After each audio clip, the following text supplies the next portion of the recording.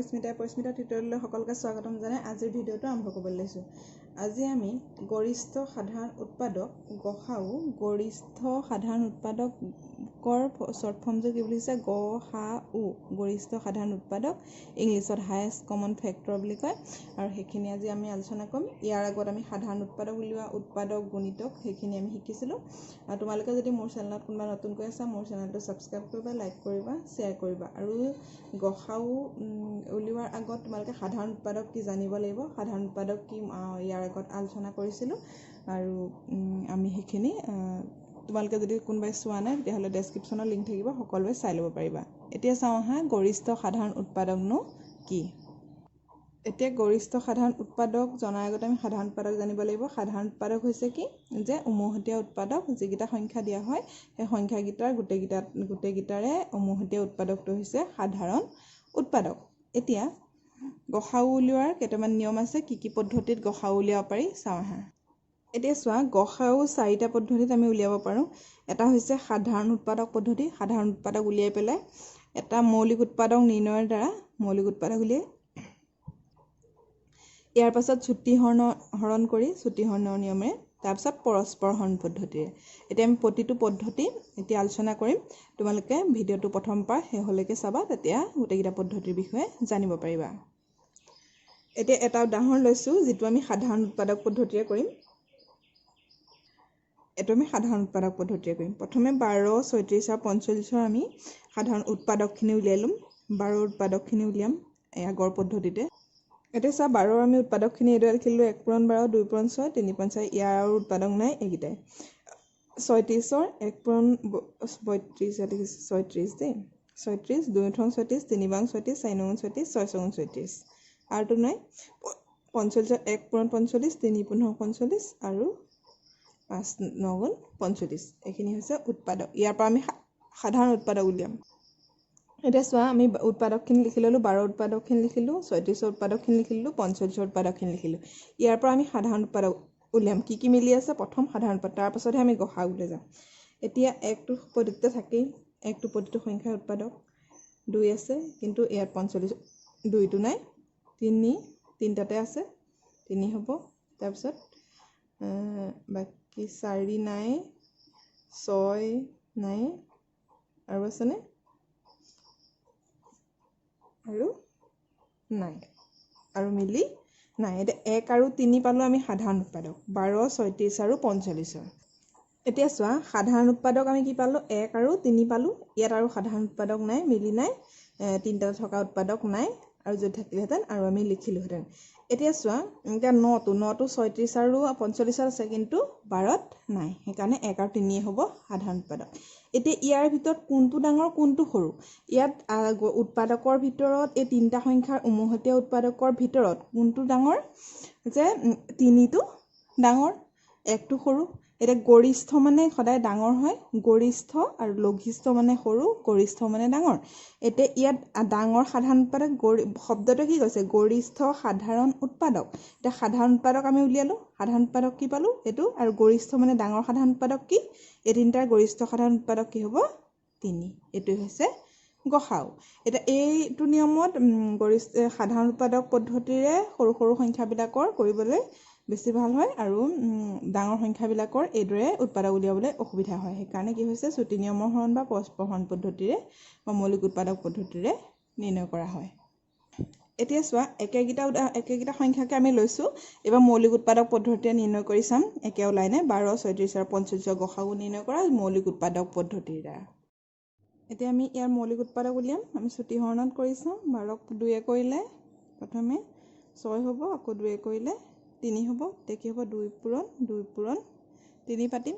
তাৰপিছতে কি আছে 36ক আকৌ 2 কৰিলে 2 × 36, 2 × 9 = 18, 2 নাযায় 3 × 3 = 9। এতিয়া 36ৰ 2 পূৰণ 3 পূৰণ 3 হ'ব। 45ৰ সেইদৰে 45ৰ কৰি চালোঁ 2 নাযায় 3 × 3 = 45, আকৌ 3 × 3 = 5 × 15। এতিয়া 45ৰ উৎপাদক কি হ'ব আমি একে তলে তলে পাতোঁ 3 পূৰণ 5। দেখিলানে তলে তলে পাতিলে সুবিধা হ'ব। এতিয়া চোৱা তিনিওটাতে মিলি থকা উৎপাদক সংখ্যা কোনটো আছে অকল তিনিটোহে আছে দেখিছানে আৰু এই তিনিওটাতে আছে এইটো কি আছে তিনিওটাতে আছে এইটো উৎপাদক কি আছে এইটো তিনি এতিয়া ইয়াৰ উৎপাদক আমি যেহেতু ইয়াৰ আগতো সাধাৰণ উৎপাদক পদ্ধতিৰে কৰিছিলোঁ তেতিয়া কি পাইছিলোঁ যে তিনিয়ে পাইছিলোঁ এতিয়া মৌলিক উৎপাদকটো নিৰ্ণয় কৰি মই একেটা সংখ্যাকে দেখুৱাইছোঁ তেতিয়া কি হ'ব ইয়াৰ গসাউ 3 এইদৰে তোমালোকে কৰিবলৈ চেষ্টা কৰিবা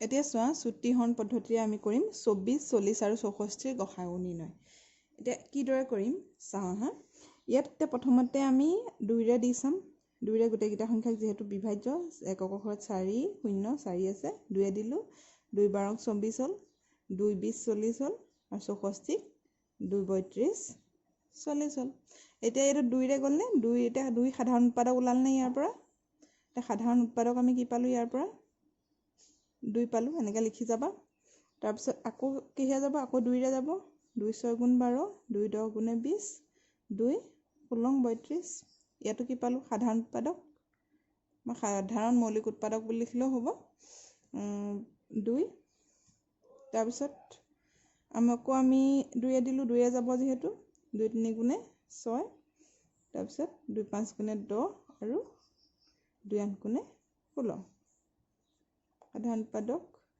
2 এতিয়া চোৱা যিকেইটা সংখ্যা থাকিলে 3 5 আৰু 8 এই গোটেইকেইটাকে বিভাজ্য হোৱা কিবা সংখ্যা আছেনে যে 2য়ে যদি দিওঁ আমি 8কে যাব 3 আৰু 5ক নাযায় 3য়ে যদি দিওঁ তেতিয়া কি হ'ব অকল 3কে যাব 5 আৰু 8ক নাযায় আকৌ 5ৰে যদি দিওঁ তেতিয়া কি হ'ব 5কে যাব আৰু বেলেগ সংখ্যা নাযায় সেইকাৰণে আৰু দিব নালাগে এতিয়া ইয়াত কি পালোঁ আমি সাধাৰণ উৎপাদক 1 2 3টা পালোঁ এতিয়া এতেকে গসাউটো কি হ'ব এতিয়া নিৰ্ণয় গসাউ কি হ'ব এই তিনিওটা সাধাৰণ উৎপাদকৰ পূৰণ হ'ব 2 পূৰণ 2 পূৰণ 2 কিমান হয় 2 দুগুণ 4 4 দুগুণে 8 তাৰমানে 24 40 আৰু 64 গসাগু গৰিষ্ঠ সাধাৰণ উৎপাদক 8 এতিয়া পৰস্পৰ হৰণ পদ্ধতিত আমি কৰিম পৰস্পৰ হৰণ মানে পৰস্পৰ ইটোৱে আনটো হৰণ যেনিবা দুটা সংখ্যা লৈছোঁ ইয়াত 3টা আছে ইয়াত আমি হৰণ কৰোঁতে প্ৰথমে কি কৰিব লাগিব এই ডাঙৰ সংখ্যাটো কোনটো ইয়াৰ ভিতৰত এই 3টা থাকিলে 3টাৰ ভিতৰত ডাঙৰ যোনটো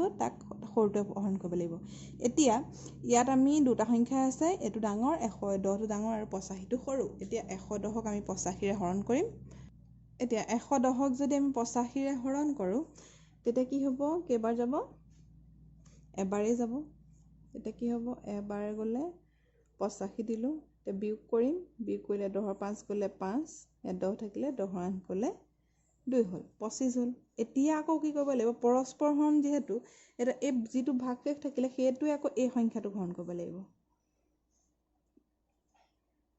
85 হৰণ কৰিব লাগিব 85 যদি আমি আকৌ হৰণ কৰোঁ 25 কেইবাৰ যাব 3 25 75 আমি জানো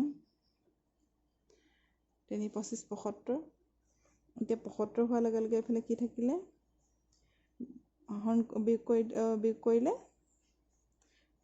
10 হ'ল 10ৰে আমাক কি হৰণ কৰিব লাগিব 25ক যদি আমি 10ৰে হৰণ কৰোঁ কি হ'ব দুবাৰ যাব 2 10 20 কিমান থাকিলে 5 এতিয়া 5ৰে আকৌ কাক হৰণ কৰিম পৰস্পৰ হৰণ কৰি যাব লাগিব নাই 10ক হৰণ কৰিম এতিয়া 10ক কেইবাৰ যাব দুবাৰ 5 দুগুণে 10 এতিয়া মিলি গ'ল নাই যিটো সংখ্যাই হৰণ কৰোঁতে মিলি যাব সেই সংখ্যাটোৱে হ'ব তাৰ গসাউ এতিয়া এইটো 5ৰে যেতিয়া আমি হৰণ কৰিলে লাষ্টত মিলি গ'লগৈ 0 থাকিলে ভাগশেষ তেতিয়া কি হ'ব যিটোৱে সংখ্যাই হৰণ কৰোঁতে মিলি যাব সেইটোৱে হ'ব ইয়াৰ গসাউ এতিয়া 85 আৰু 110ৰ গসাউ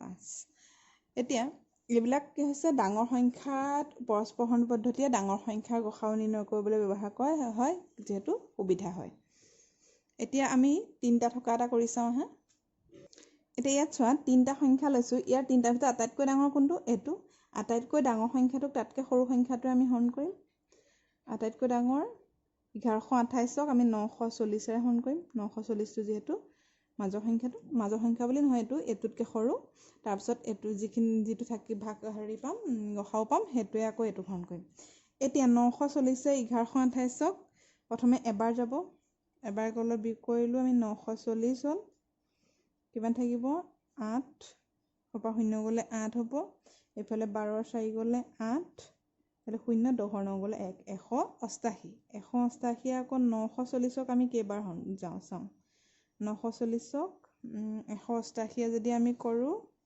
188 পূৰণ কৰি চাওঁ পূৰণ কৰিলে পূৰণ কৰি তোমালোকে উলিয়াবলৈ চেষ্টা কৰিবা এইটো 5 বাৰ যাব 5 বাৰ গ'লে মিলি যাব 5 যদি পূৰণ কৰোঁ 8 5 40 0 কৰি দিলে 4 5 8 40 4 44 4 কৰি দিব 4 5 গুণ 5 4 940 মিলি গ'ল এতিয়া কি পালোঁ আমি 940 আৰু 1128ৰ গসাউটো দুটা সংখ্যাৰ গসাউটো পালোঁ কিন্তু 3 নম্বৰটো পোৱা নাই গসাউ কিমান পালোঁ 188 পালোঁ নে 188 পালোঁ এতিয়া 188 658 হৰণ কৰিব লাগিব কাৰণ এইটো আমি এইটো দুটা সংখ্যাৰহে উলিয়ালোঁ 3 নম্বৰটো উলিওৱা নাই যেটো এইটো গসা দুটা সংখ্যাৰ গসাগুৱে আনটো সংখ্যাক হৰণ কৰিব লাগিব এতিয়া চোৱা 188 658ক যদি হৰণ কৰোঁ তিনিবাৰ প্ৰথমে তিনিবাৰ দি চাওঁ তিনিবাৰ দিলে 564 হ'ল এইটো বিয়োগ কৰিলোঁ 94 হ'ল 94 আকৌ 188 হৰণ কৰিব লাগিব 188 হৰণ কৰিলে দুবাৰ গ'ল 0 হ'ল মিলি গ'ল এতিয়া আমি কি পালোঁ গসাউটো এইটো পালোঁ এই দুটা গসাউ সেইটো পালোঁ এতিয়া গোটেই তিনিওটা সংখ্যাৰে গসাউটো আমাৰ কি হ'ব এইটোৱে হ'ব লাষ্টত যিটো সংখ্যাৰে বিভাজ্য হ'লগে মিলি গ'ল তে হ'ব এতেকে 180 কে লিখিব লাগিব এতেকে এইদৰে লিখিব লাগিব 188 আৰু 658 গসাউ প্ৰথমে এইটো দুটা সংখ্যাৰ গসাউটো লিখি ল'বা তাৰপিছত প্ৰদত্ত তিনিটা সংখ্যাৰ গসাউ কি হ'ব 96 এইদৰে এই চাৰিটা পদ্ধতিৰ মই এটা অংক কৰি দিছোঁ এইটো পৰস্পৰহৰণ পদ্ধতি দুটা অংক কৰি দিছোঁ আৰু মোৰ যদি ভিডিঅ'টো চাই তোমালোকৰ ভাল লাগিলে তেতিয়াহ'লে মোৰ চেনেলটো ছাবস্ক্ৰাইব কৰিবা লাইক কৰিবা আৰু কিবা অসুবিধা থাকিলে কমেণ্টত জনাব পাৰিবা আৰু তোমালোকে ইয়ালৈকে কৰালোঁ ইয়াত তোমালোকৰ ইয়াৰ পাছত আহিব লসাগু লঘিষ্ঠ সাধাৰণ গুণিতক সেইখিনি কৰাম লোৱেষ্ট কমন মাল্টিপুল তোমালোকে সাধাৰণ গুণিতক সেইখিনি আকৌ এবাৰ চাবা